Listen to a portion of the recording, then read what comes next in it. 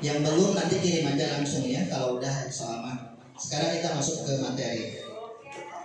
Asesmen nasional. Tentunya Bapak dan Ibu nggak perlu saya jelaskan apa itu asesmen nasional. Yang penting sekarang kita masuk pada teknik. Kemudian nanti apa yang menjadi tanggung jawab Bapak dalam memanfaatkan hasil asesmen ini. Ya. Sekarang saya tawarkan, saya menjelaskan harus pakai ini PPT, PowerPoint, atau saya tulis langsung biar butuhiannya tulis ya. Oke, saya gunakan minta ini.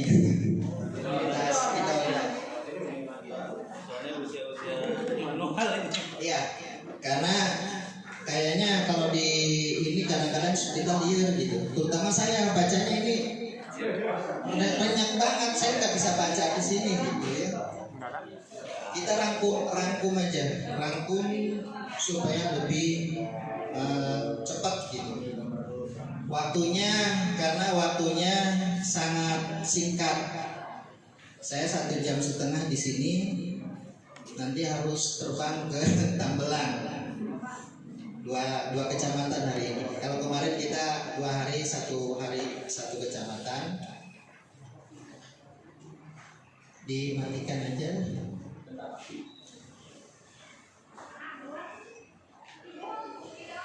Baik Bapak dan Ibu, sekali lagi saya tidak mesti harus menjelaskan apa itu AN ya, karena udah dijelaskan.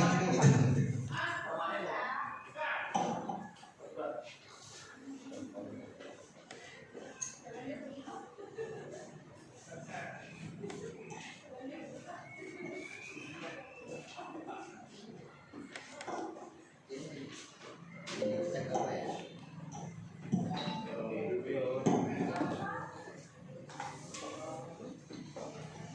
Baik Bapak dan Ibu, kita memiliki kue yang namanya AN. Kue AN ya. Ini bolu ya. Bolu AN. Nah, bolu ini akan kita bagi-bagikan bagaimana prosesnya, kemudian apa yang akan dibuat, resepnya harus bagaimana. AN ini nanti kita turunkan kepada pelaksanaannya, yaitu berbentuk AKM ya, AKM. Jadi AN ini kita turunkan menjadi AKM. Apa itu AKM? Asesmen kompetensi minimum atau minimal ya. Jadi ini yang akan kita lakukan ini.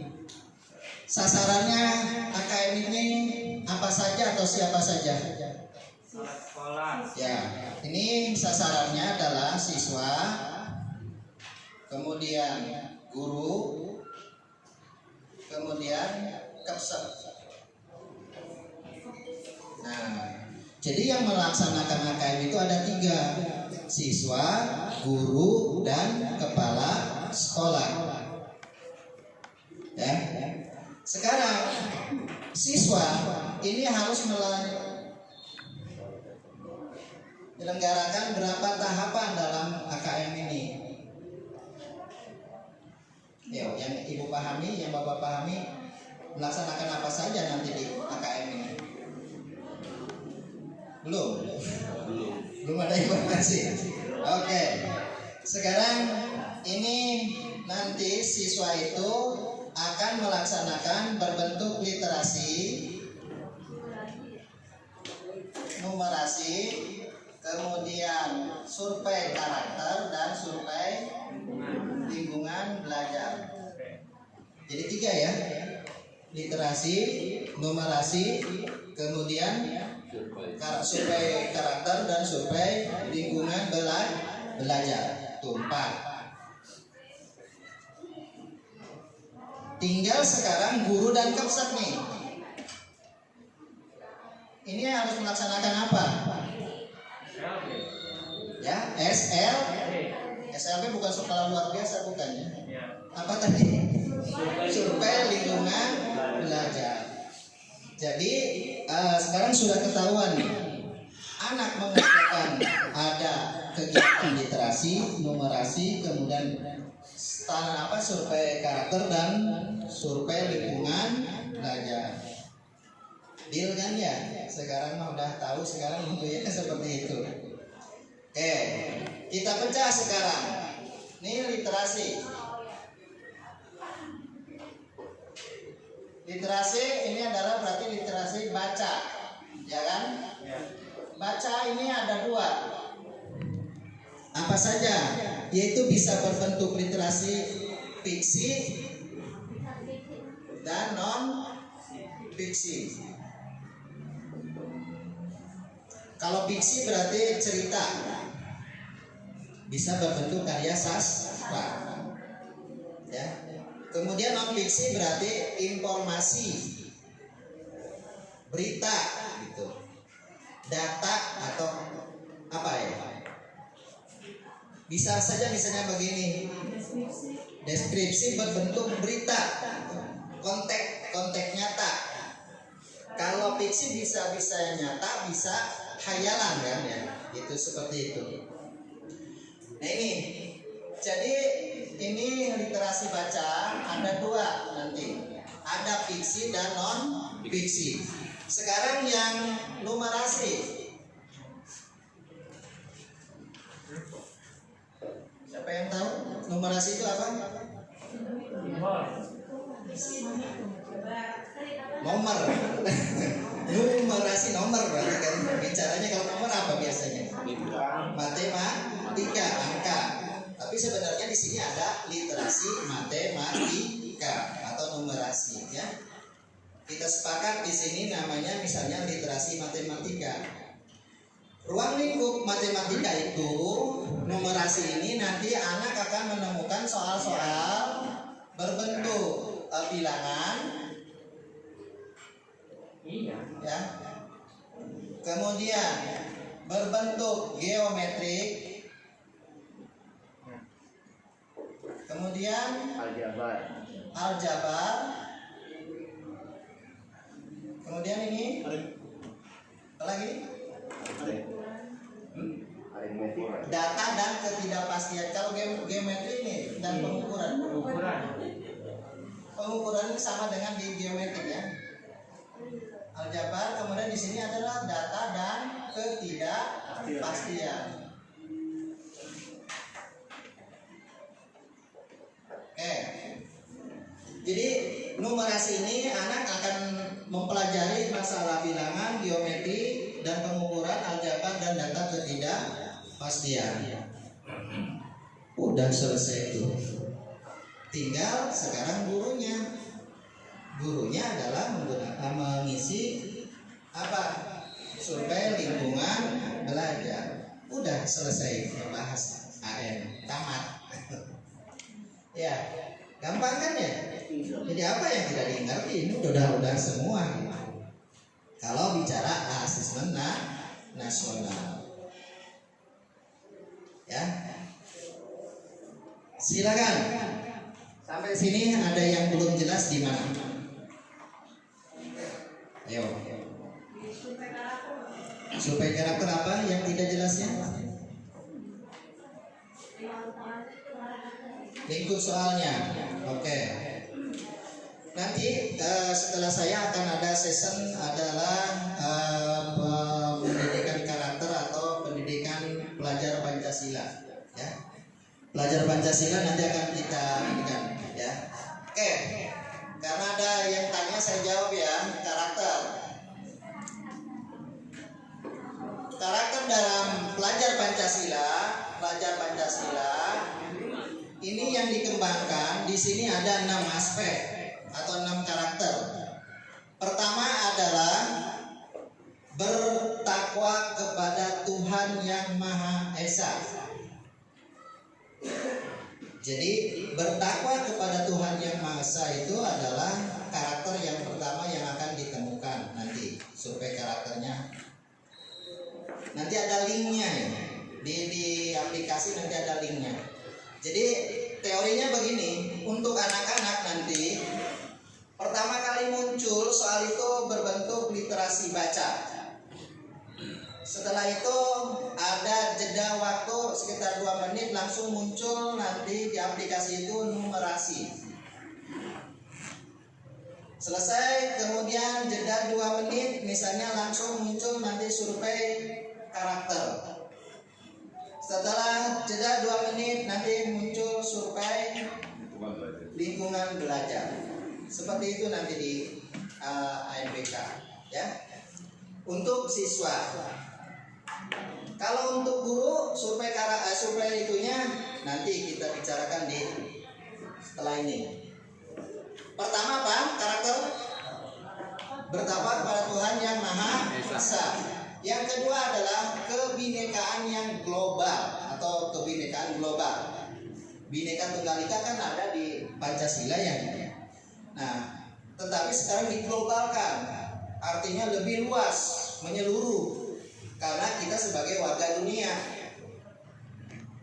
Dengan perkembangan hak asasi manusia, dengan memperhatikan rambu-rambu sesuai dengan kaidah-kaidah yang tertera di dalam hak asasi manusia, itu menjadi bhinneka yang global, berbeda-beda tetapi satu tujuan itu adalah di Pancasila, ya. Ini jadi ini adalah bertakwa kepada Tuhan yang Maha Esa. Kemudian yang kedua adalah bhinneka global. 3 gotong royong.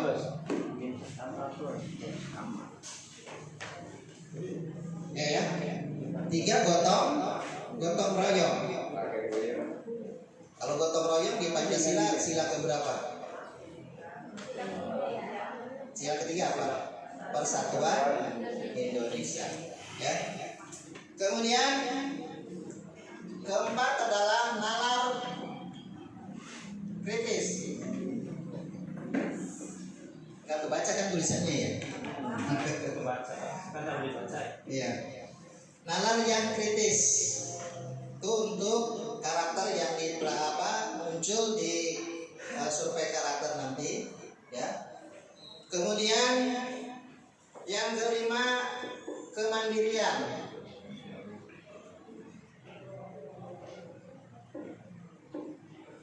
Mandiri, ya. Jadi anak-anak kita harus bisa mandiri. Ini yang akan dikembangkan di dalam AKM. Kemudian yang keenam, karena sekarang yang menjadi isu nasional, ya. Kemudian Presiden pendidikan karakter ini kan diluncurkan oleh keinginan Presiden kita yang sekarang Pak Jokowi untuk merubah reformasi apa? Kalau dia gembor-gemborkan. Reformasi birokrasi. Reformasi apa? Masalah akhlak. Mental. Ya. Jadi dia termasuk korban indeks perundungan. Betul kan dia korban kan ya? Coba lihat di media sosial. Banyak yang merundung dia kan ya. Ya, yang ngebully gitu. Nah, ini kenapa? Karena memang bully sekarang itu sudah sangat parah. Bisa masuk ke semua sektor, baik itu rakyat jelata sampai ke artis, sampai ke pejabat. Itu banyak yang ngebully. Makanya hentikan bully. Termasuk kita sebagai guru juga harus bisa mengajarkan kepada peserta didik kita supaya jangan ada lagi perundungan atau bullying. Ya, ini pesan yang akan nanti disampaikan oleh Pak Abdahi di sana. Ya, oke, ini karakter sudah masuk. Itu Bu jawabannya. Siapa tadi yang nanya karakter? Ya. Kalau lagi, silakan yang belum ini, yang belum jelas di mana? Oke, selesai ya. Selesai nih. Ini mekanismenya akan seperti ini. Gitu. Saya ringkas seringkas-ringkasnya supaya kita paham betul gitu tentang AN ini. Nah, tadi Pak Purwanto pesan katanya apa sih perbedaan AN dengan UN? rahasia di awal oleh Pak Purwanto waktu pembinaan. Kita samakan persepsi. UN bukan AN. UN tidak digantikan oleh AN. Jelas nggak? Artinya UN itu sudah ditiadakan, tidak ada. Dengan peraturan pemerintah nomor berapa? Dihilangkan kan ya, dihapus, tidak ada UN. Nah, sekarang adanya AN, tapi AN bukan pengganti UN. Deal sampai situ? Paham ya? Oke. Jadi kalau tanya, kalau ada masyarakat atau wali murid yang nanya, Pak, sekarang nggak ada UN, gantinya AN. Bukan. AN bukan pengganti UN. Lantas apa fungsi AN? Kalau UN kan sekarang kita lihat dari pesertanya aja dulu, dari siswa yang sekarang mengikuti. Kembali ke siswa di sini. Di soal tadi dikatakan berapa yang akan mengikuti AN sekarang? 30 plus 5 cadangan. Cung yang betul. Itu. Hafal itu mah ya? Oke. Iya. 30 plus 5 cadangan. Sekarang saya tanya, gimana kalau di sekolah itu muridnya baru ada 12 orang kelas 5? Hah? Berapa? 12. Berarti enggak utama, cadangnya enggak ada ya? Dia nyampe ke sana kemari gitu ya. Nah, boleh nggak dicukupkan 30? Nggak boleh, karena nggak boleh ada joki.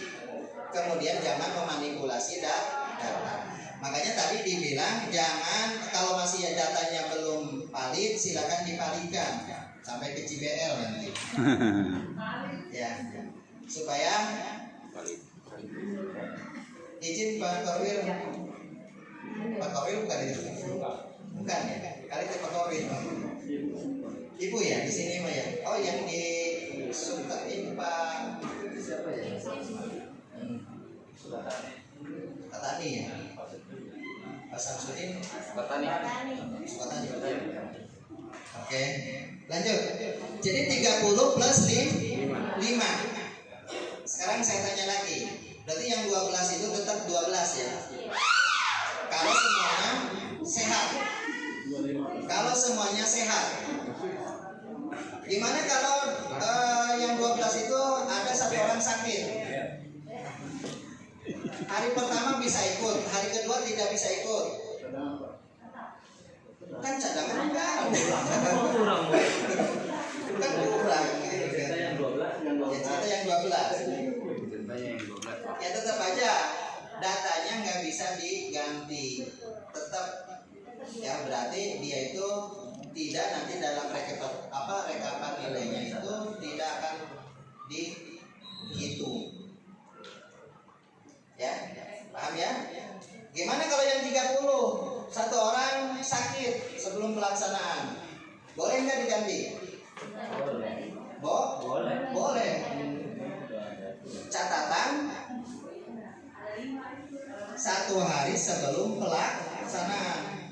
Siapa yang mengusulkan penggantinya? Proktor. Itu ya. Jadi proktor mengusulkan. Misalnya si A sakit, parah sakitnya nggak mungkin bisa ikut, ya kan ya. Kemudian siapa nanti di 5 yang cadangan itu dipilih sama bapak, dimasukkan oleh proktor. Dia masukkan sudah nampak, boleh nanti menggantikan yang sakit. Kalau dia sudah masuk menggantikan, yang utama walaupun misalnya hari kedua dia sembuh, nggak bisa menggantikan, tetap aja yang cadangan tadi dilanjut gitu, ya. Jadi nggak bisa gonta-ganti. Tapi datanya Pak, Datanya yang mana? data siswanya Kan udah dimasukin ke proktor yang udah masuk ke sana. maksudnya yang dipakai yang cadangan namanya. Iya, kan udah termasuk Deal ya? Deal, itu. Nah sekarang mungkin juga sudah dijelaskan oleh Pak Haji Purwanto bahwa yang 30 masuk ke lab, yang cadangan disimpan di mana? Simple Oke. Ya. Maksudnya gimana? Kita kan sedang belajar pelajar Pancasila. Kemudian kita harus jangan sampai anak yang cadangan itu merasa dikucilkan, merasa direndahkan, kita hargai. Ya kan ya? Seperti itu. Ya. Tetap saja yang 5 itu masuk ke ruang lab, disimpan di pinggir. Nah, tapi gimana Pak kalau nggak ganggu kepada peserta yang utama? Gampang siasatnya, berikanlah soal ayo coba AKM menggunakan Android. Aplikasi nanti di Android saya kasih nanti link. Terakhir Bapak dari harus mengisi ayo coba. Ya, hari ini. Ya sebelum diberikan kepada anak, Bapak dari dulu harus tahu kan ya, harus bisa mengisi gitu. Ya jangan anak bilang menang 2 lagu sia kita sendiri ngisi dapat 1 gitu kan. Itu guyonnya seperti itu ya. Jadi kita memperlakukan cadangan sama seperti yang utama supaya jangan tidak merasa dikucilkan atau nanti jangan dirundung, jangan dibully oleh yang utama. Ya sih di cadangan gitu kan ya. Gitu. Jadi tetap masuk Pak. Sama seperti main bola coba, main bola. Yang main di lapangan 11, cadangan ada di mana? Di pinggir kan, di pinggir lapangan. Enggak di luar stadion, tidak. Ya, seperti itu. Nah, walaupun memang kalau sudah pesertanya sudah deal 30 masuk semuanya, yang cadangan nggak bisa ganti sebenarnya. Iya, ini yang di AKM ini ya tidak bisa ganti dia. Ya, tidak bisa ganti. Kenapa? Karena ganti itu harus 1 hari sebelum pelaksanaan. Sudah dilaksanakan oleh si A ya si A terus sampai akhir. Oke ya. Ini mekanismenya nanti yang lebih jelas nanti di proktor nanti ya. Ini mah jangan sampai nanti Bapak nyuruh proktor dan ternyata dan aku nyuruh proktor, ayo kita nggak tahu apa yang harus kita lakukan. Nah seperti itu nanti pada pelaksanaan. Baik Bapak dan Ibu, tadi jumlah sudah ketahuan 30 dan 5 ya. Sekarang tinggal apa? Ini untuk guru nanti ada link khusus, ada link dan boleh dilaksanakan. Guru itu jenjangnya waktunya 4 hari. Bisa dilaksanakan atau diisi di rumah, bisa di sekolah, ya, atau bisa di mana saja. Asal Bapak dan Ibu nanti punya linknya. Linknya itu nanti akan dikasih pada saat pelaksanaan oleh proktor. Ya, nanti Bapak dan Ibu juga akan dapat tokennya. Ya. Nah itu ya, jadi konsultasi dengan proktor. Kalau Bapak dan Ibu pelaksanaannya misalnya numpang, tanyakan ke proktor yang ditumpangi, pasti akan keluar. Ya.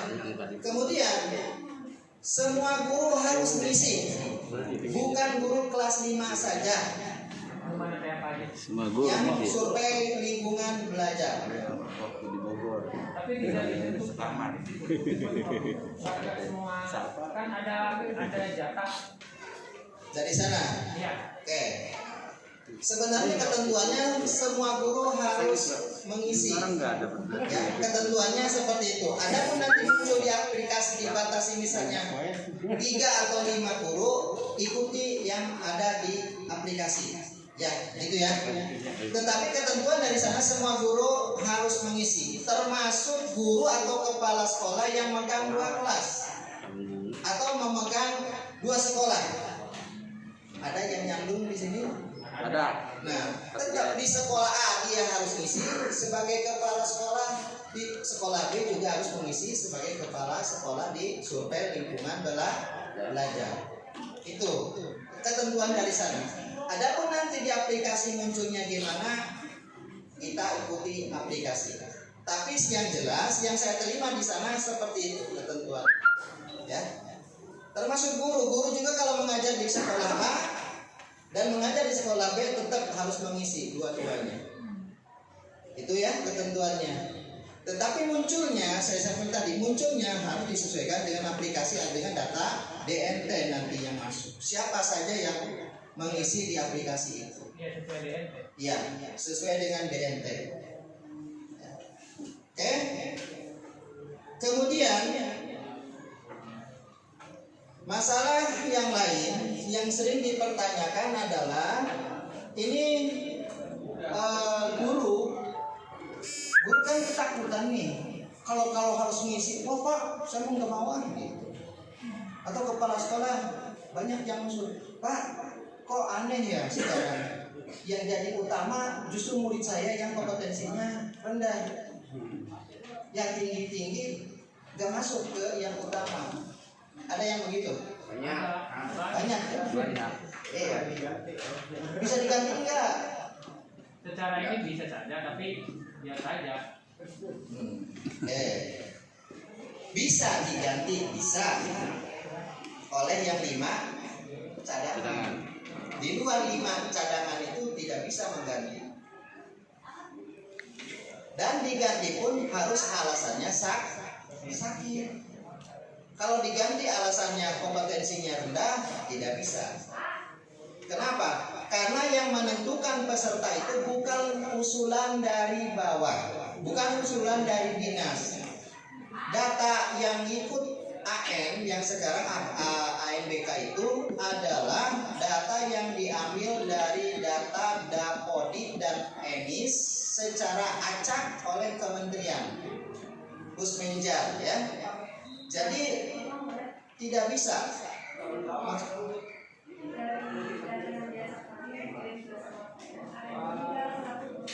Ya kalau meninggal mah otomatis.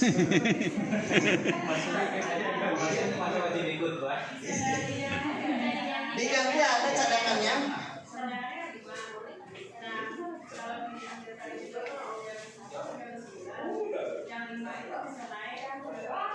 Iya. Bisa diambil dari cadangan Bu. Enggak. Iya. Kan yang meninggalnya 1. Cadangan 34 berarti. Oh, ada. Ya, kalau DNT belum keluar itu bisa diusulkan. Kembali. Iya. Kalau udah kan sekarang udah DNT udah keluar semua kan ya? Ada yang belum? Udah kan ya? Iya, makanya itu yang dimasukkan yang cadangan itu. Siapa yang mengusulkan rotor tadi, ya? Jelas Bu ya? Jadi jangan dipaksakan itu yang 5 harus ikut. Yang ikut. Nanti pada takut. Iya. Gitu ya. Jadi yang itu boleh diusulkan pengganti cadangan kalau belum masuk DNT. Tapi kalau sudah DNT sudah mah enggak. Iya, guru dan kepala sekolah itu. Iya, yang meliputinya Ini kalau supaya apa? yang 35 Lingkungan belajar. itu kan tidak masalah. Iya, di lingkungan belajar itu apa aja. Apalagi kita bicara tentang misalkan, menurut saya sisa yang 30 dan 35 itu diapakan kalau dia tidak bisa ikut di ANU. Tadi kan ngisi soal. Sekarang Ngisi bisa soal, kelas ada 5, soalnya tadi jumlah kasih. muridnya variatif Iya, antara sekolah A dengan sekolah yang lain. Sisa. Ada yang memang muridnya hanya cukup 35, ada yang lebih, ada yang 50, ada yang 40, bahkan ada yang di bawah 20. Ya kan ya? Oh, iya. Misalnya gitu ya. Nah sekarang ini AN yang sekarang yang dilaksanakan pada kesempatan ini adalah AN yang pertama. Dengan ketentuan satu sekolah dimintakan maksimal itu adalah 30 plus 5 cadangan. Sasarannya untuk AN yang akan kita lakukan pada bulan November ini adalah 30 plus 5. Pak, murid saya ada 100 plus 5, gimana? Silahkan kalau mau nanti kita masuknya ke AKM kelas. AKM kelas itu bisa nanti kita mengikutkan anak dari kelas 1 sampai dengan kelas 6. Mungkin tahun depan. Sekarang yang diminta oleh kementerian itu sampel. Secara random diambil secara acak oleh kementerian dari Dapodik dan Dimis, itu baru 30 plus 1. Siasatnya beginilah, supaya Bapak tidak ini, anak yang yang di luar 30 bisa dipokok berapa muridnya?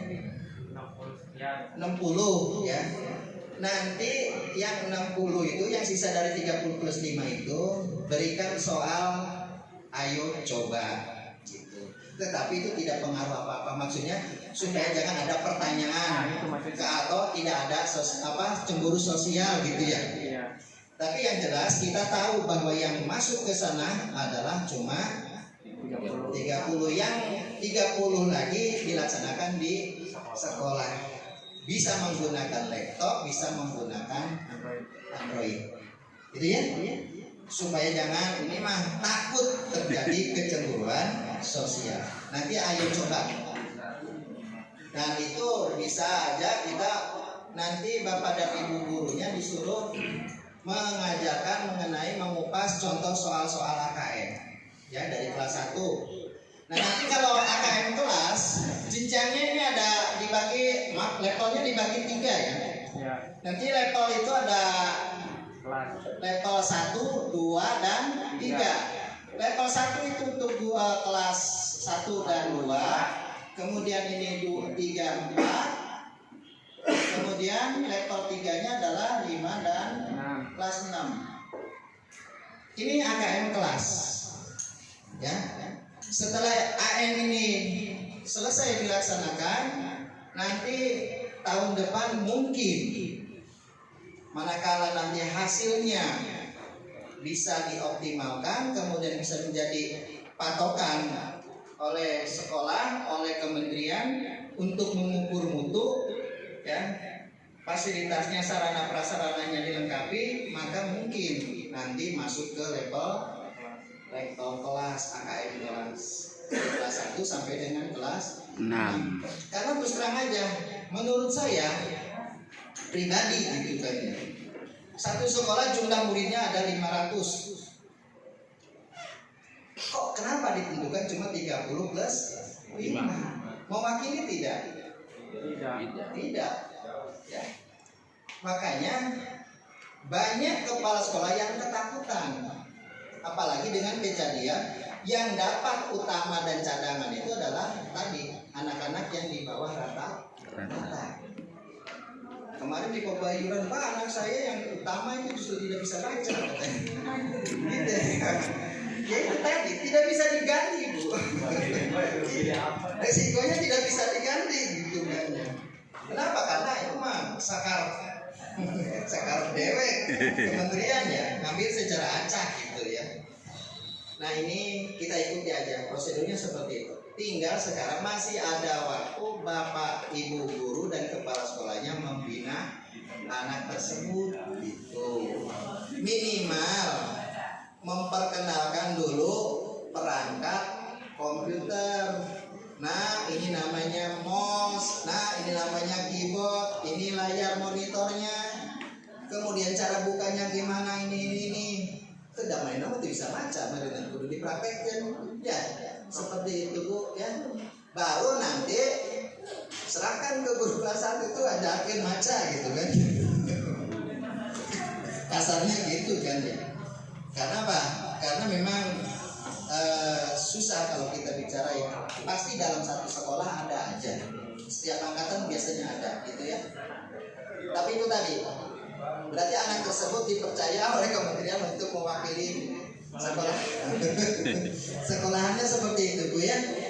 Kemudian kalaupun kita nanti hasil AKM ini udah jelas dengan kendala seperti itu, pasti nilainya akan bagaimana? Baik apa buruk? Buruk. Akhirnya itu tadi, kepala sekolah ketakutan, guru ketakutan. Waduh, itu sudah jeblok cina nilainya. Dulu kan itu kan Ya.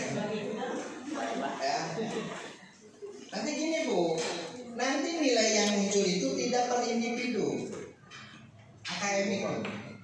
Kalaupun ibu minta, Pak, ke operator misalnya ya, ke operator, saya minta si A dapat berapa? Gak bisa. Jadi bukan nilai individu per individu. Nanti masuknya nilai menjadi satu kesatuan itu. Ya. Iya, tidak ada nilai pribadi, tidak ada nilai individu gitu. Nilai rata-rata. Iya, nilai nanti dapat berapa itu secara dari 30 orang anak itu dapat berapa.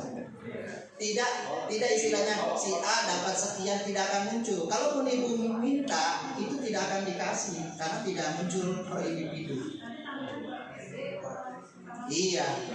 Berbentuk apa nanti? Udah langsung masuk ke materi yang kedua. Ya, kita tidak langsung masuk ke materi yang kedua. Apa?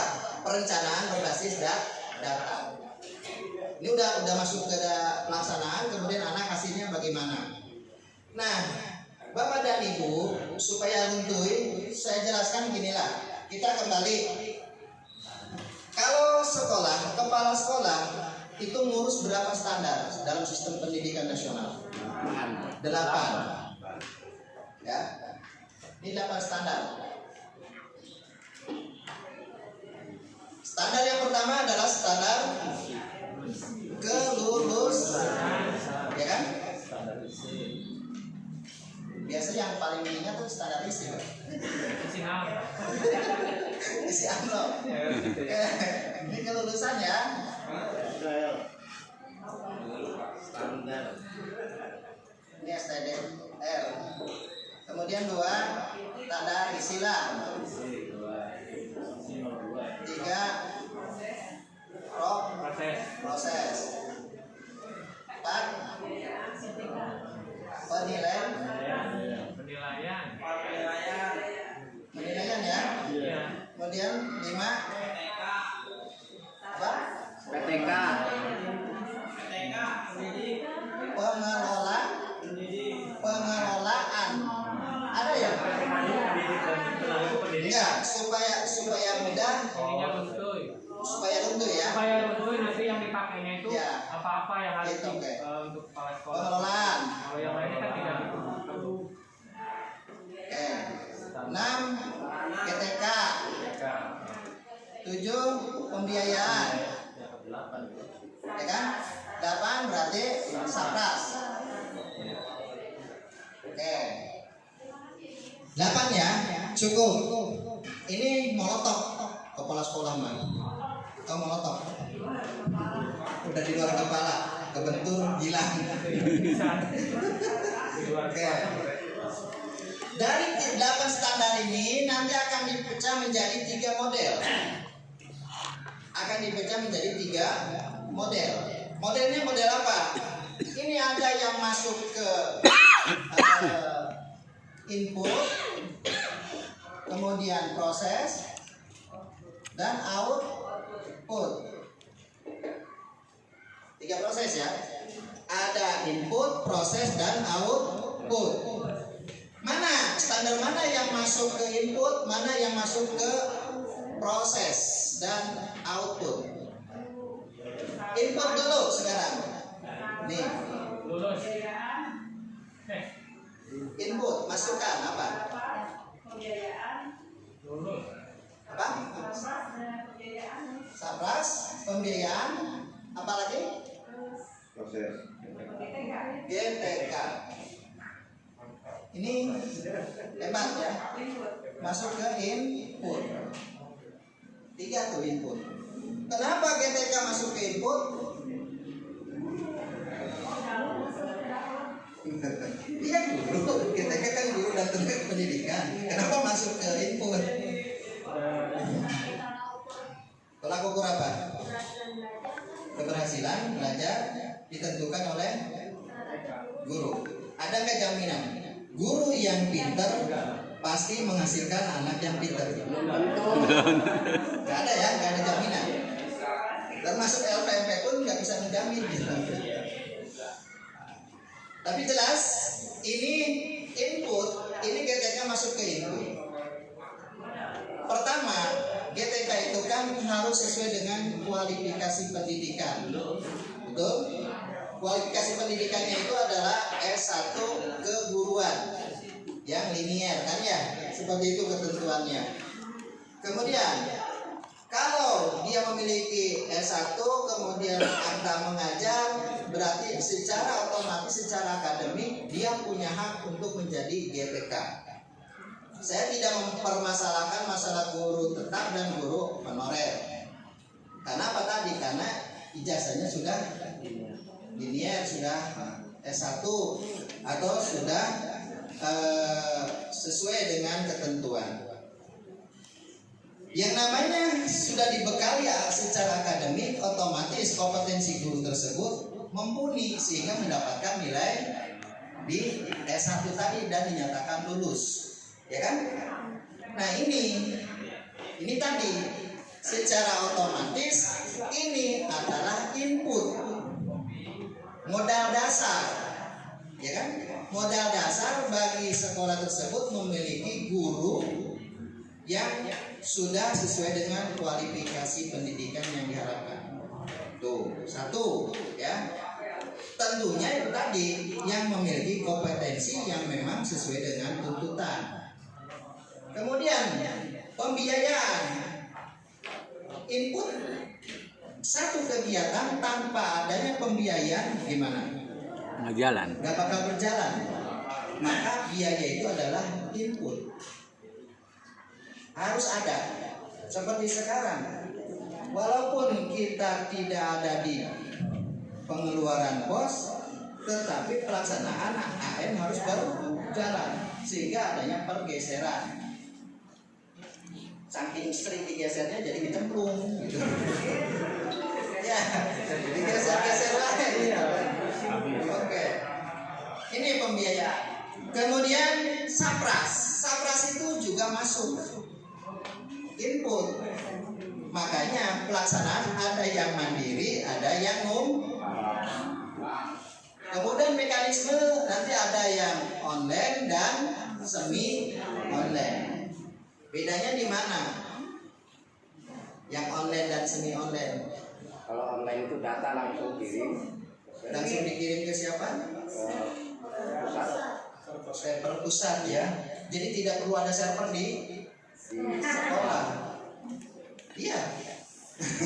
Tidak ada perlu server di sekolah, berarti tidak nyimpen. Tidak, maksudnya server untuk nyimpen data hasil kerja anak kan ya? Ya, langsung. Jadi langsung dia ke kementerian, server pusat, ya itu online. Jadi mengerjakan tak, dia langsung nge-link ke kementerian, Pusminjar, ya. Online full. Online tuh. Kalau semi online berarti anak melaksanakan memang online di komputer, tetapi tidak langsung nge-link ke sana. Jadi disimpan dulu di server. Kemudian setelah selesai semua, baru dikirim oleh proktor ke kementerian atau ke pusat. Itu bedanya, ya. Jadi enakan mana? Dua-duanya enak kalau ada perangkapnya, kalau ada sarannya, gitu ya. Nah, sarannya ini gimana? Seperti tadi, kemarin kan ada pertempuran ya. Makanya ada yang menjadwalkan atau yang membiayai dari dana BOS itu untuk pembelian komputer atau membeli laptop. Ada? Satu sekolah berapa belinya?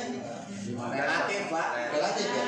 Ada yang 10, ada yang 12, Ada yang 15, ada yang 20, ada yang 25. Itu pergeseran ya, dari hasil pergeseran. Oke, silakan kalau itu di ACC dan diverifikasi oleh ini dibolehkan, monggo ya. Ini berarti sudah masuk pada standar pembiayaan, sasprasnya juga masuk di sana. Cuma pesan saya, Kalau laptop tolong, misalnya yang numpang, ada yang numpang, kemudian yang ditumpangi minta tambahan laptop ke kita, ada? Atau menitipkan laptop, ada nggak?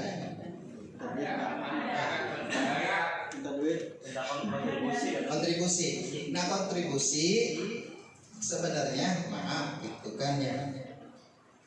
Berdasarkan arahan dari Kabid kemarin, ya, Bapak tahu ada sambar pungli katanya. Ya, sambar pungli ini sudah terdeteksi AN bisa jadi satu ladang itu. Ya, tolong hati-hati. Ya, yang dibolehkan itu mungkin untuk kebersihan. Ya, iya, kebersihan dan konsumsi lah. Nah, keamanan, ya. Kalau untuk bantuan perangkat itu hati-hati. Ya, syukur kalau nggak ada, berarti nggak kesambar. Ya, itu aja. Untuk keamanan, ya. Bapak dan Ibu, itu pesan dari Pak ini, hati-hati. Karena apa? Karena itu sekarang kita sudah dipantau oleh Sambar Pungli ya, Jawa Barat. Lanjut. Sekarang yang masuk proses apa saja? Apa? Proses apalagi? Penilaian, pengolahan, sama isi. Berapa tuh? 4 ya. Ini 4 masuk ke proses. Kenapa isi masuk ke proses? Isi adalah standar isi adalah kurikulum. Guru bisa mengajar manakala ada kurikulum. Kurikulum dituangkan dalam silabus, kemudian silabus dituangkan dalam program semester dituangkan di dalam program harian RPP, kemudian dimasukkan ke program penilaian, masuk ke program remedial perbaikannya. Seperti itu. Ini untuk melengkapi GTK. Nah, prosesnya ini tadi standar isi, proses dan penilaian ada di sana. Jelas ya? Jadi nyambung. Antara ini nanti nyambung, ada proses. Kegiatan bisa berlangsung di proses untuk PPM-nya. Ya. Kemudian PPM yang baik bisa menghasilkan pemahaman kompetensi peserta didik baik. Betul kan ya? Tadi dikatakan begini, saya bilang tidak ada jaminan guru pintar muridnya pasti pintar semua. Ya? Iya, misalnya begini contoh ini Mbak ya. Gurunya juara Olimpiade Sains Internasional. Anaknya pasti jago matematika atau jago IPA. Bisa pasti enggak itu? Enggak. Tidak semuanya, tidak ada jaminan gitu ya. Jadi yang jelas, guru yang baik adalah guru yang bisa menyampaikan materi sesuai dengan karakter materi yang akan disampaikan itu. Menggunakan metode apa? Jadi karakter materi itu berbeda-beda. Bisa karakter materi itu disampaikan dengan ceramah modelnya, bisa diskusi, bisa dengan mengerjakan tugas, latihan ya. Jadi ini tergantung karakter materi yang harus kita ajarkan kepada peserta didik kita. Tuh, iya. Oke. Kemudian kalau prosesnya berjalan sesuai dengan tuntutan kurikulum, baik itu standar isi, proses penilaian dan pengelolaan, ditambah kualifikasi GTK dan pembiayaan sasplasnya, ini tentu akan menghasilkan output keluaran atau lulusan yang baik. Nyambung kan sekarang? Proses.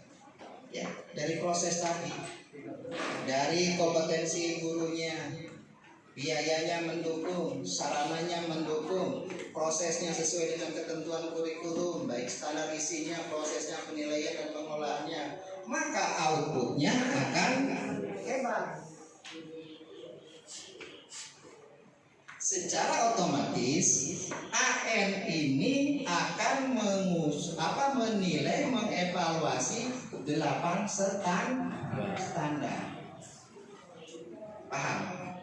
Sekarang masukkan ya. Jadi masuk ke 8 standar. Enggak Pak, yang dinilai kok murid cuma 30, ya kan ya? Kemudian guru dan kepala sekolah kok bisa menjadi nilai 8 standar. Dari mana? Oke, kita teliti satu persatu ya, supaya masuk. Ini adalah 8 standar. Sekarang saya tanya, literasi numerasi, literasi baca dan literasi matematika, bisa kompetensi anak meningkat manakala adanya pembelajaran yang baik dari proses, kemudian inputnya, maka lulusannya akan baik. Betul nggak? Jadi jelas, walaupun siswa dinilai sama kita literasinya, numerasinya, lingkungan karakternya, lingkungan belajarnya, tapi semua itu sudah masuk ke 8 standar. Kompetensi siswa, yaitu kita lihat dari lulusannya. Hasilnya nanti anak dapat berapa? Walaupun saya bilang tadi tidak muncul per individu nilainya, tapi yang namanya di sana tetap masuk per individu ada, cuma tidak dimunculkan ke kita, ke lembaga. Paham maksudnya ya? Paham. Jadi nilai itu tidak dimunculkan ke kita, itu per individu, tetapi per lembaga. Nih, jadi aspek ini tetap aja dikaitkan ke 8 standar. Nah, kalau kita bicara 8 standar, dulu ada yang namanya penilaian 8 standar. Kita menggunakan EDS, evaluasi diri sekolah. Maka muncullah pengisian berdasarkan random, juga survei ya, siswa berapa ngisi, komite berapa ngisi, kemudian guru berapa ngisi, kepala sekolah, orang tua ya. Itu banyak pertanyaannya, maka muncul jadi nilainya apa? Nilai PMP. Apa PMP? Penjamin mutu pendidikan. Penjamin apa penjaminan? Penjaminan. Gak bisa menjamin. Penjaminan mutu pendidikan, atau dikenal dengan nama rapor. Nah, dari rapor mutu itu kan kita bisa lihat di mana kelemahannya, di standar mana kelemahannya. Itu kan yang muncul ya? Iya.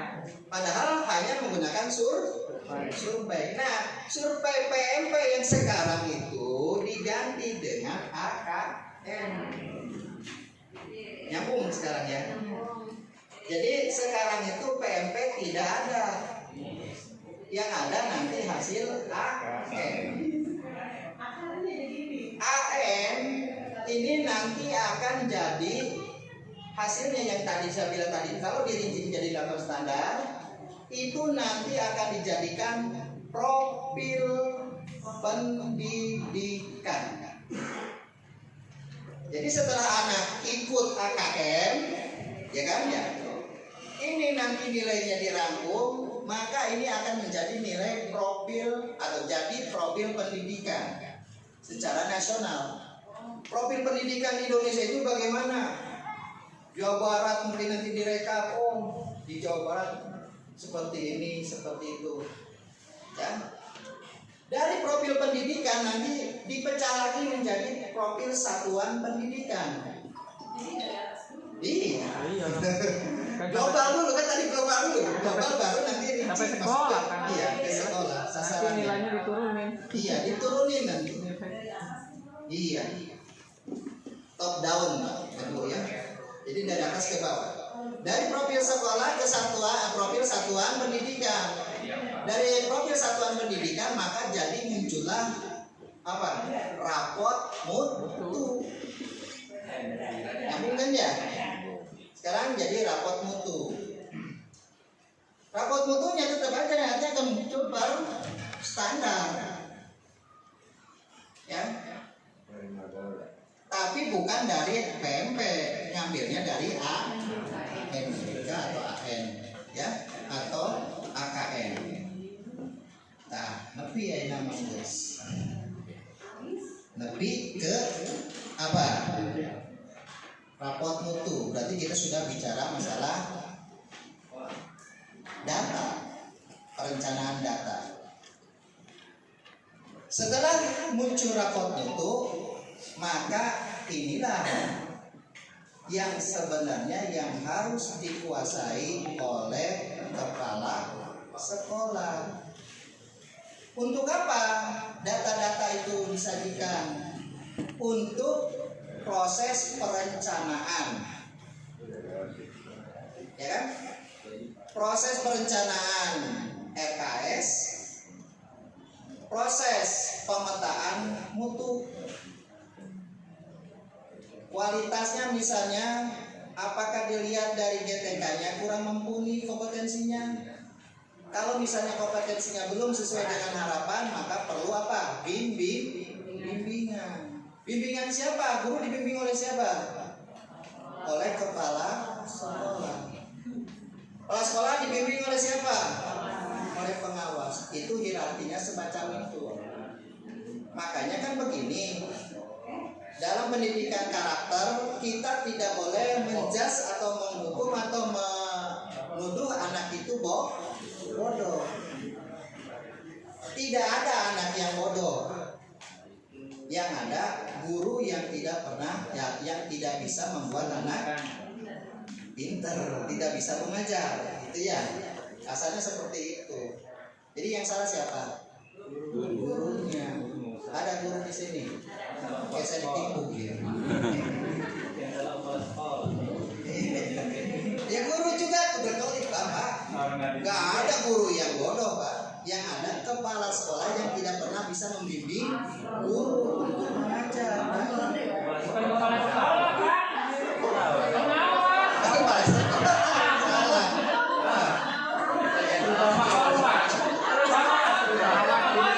Tidak kepala sekolah bodoh, Pak.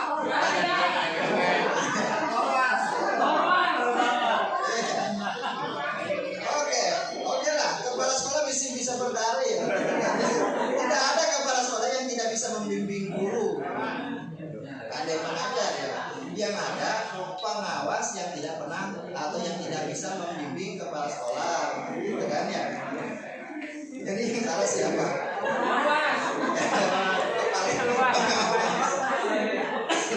Jadi pengawas yang salah ya. Pengawas sekarang bahagia. Yang salah. Iya. Jadi pengawas di sini yang salah. Ya, pengawas tersebut bisa nyalakan ke sangat. Kenapa? Karena memang pengawas itu adalah jabatan fungsional tertinggi. Tidak ada jabatan tertinggi setelah pengawas untuk di tingkat fungsional. Jadi atasan kami sebenarnya bukan kepala dinas kalau fungsional. Iya paling atas di fungsional. Ya. Tapi nggak ada pangkatnya Bu. Ya. Jadi pengawas itu adalah dikenal oleh Pak Ginting dulu katanya di celatehannya pohonnya tinggi buahnya jarang.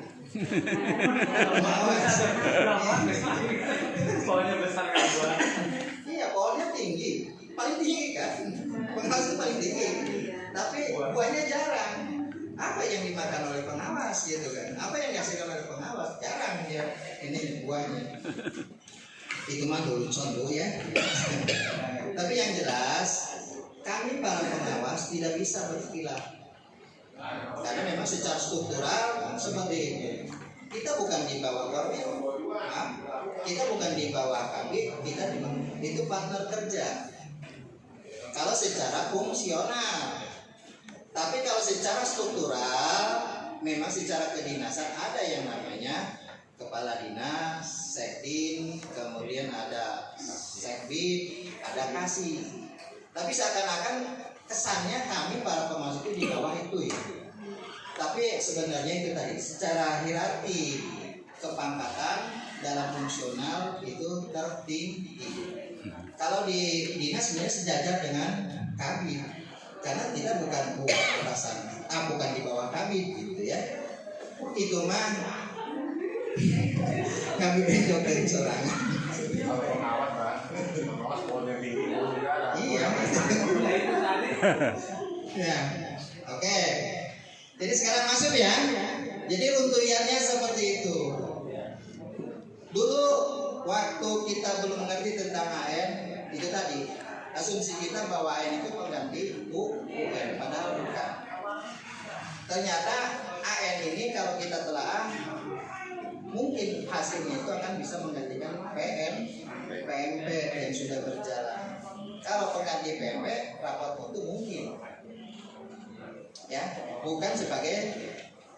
Nah, sekarang saya tanya, kalau PMP atau kalau AKM ini dilaksanakan pengganti rapot mutu atau menghasilkan rapot mutu, secara otomatis hasilnya itu kan tidak menggender-genderkan atau mengkelas-kelaskan sekolah per sekolah atau lembaga per lembaga.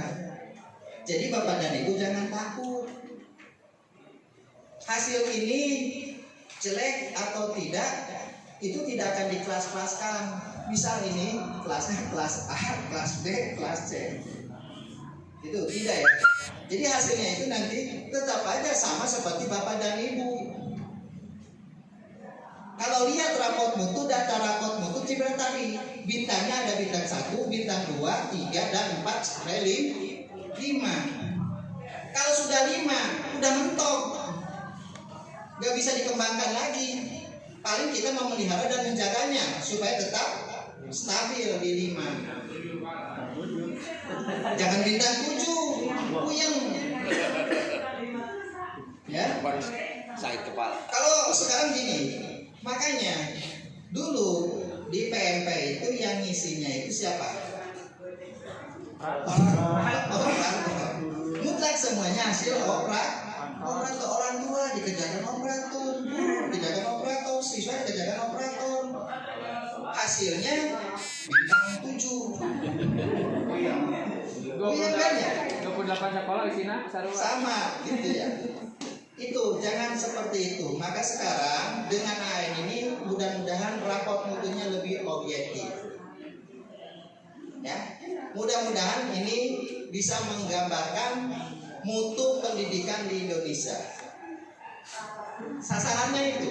Ini yang digaungkan oleh Mas Menteri. Siapa Mas Menteri kita sekarang? Pak Nadiem Makarim. Ya, itu. Jadi dia terus Mas Menteri ini dia ngotot AN harus dilaksanakan tahun ini. Walaupun banyak masukan-masukan, Pak gimana yang di pelosok, Pak gimana yang di Baduy, tahu Baduy? Ya, Banten. Di Banten sana ya. Ada enggak di sana internet? Kalau lihat di media sosial sudah ada di internet, cuma badunya baju luar, bukan Baduy dalam. Karena baju dalam itu tidak boleh. Jangan pun pakai internet, pakai sabun gitu menang. Ya, gitu. Nah ini, tapi tetap melaksanakan menyendiri.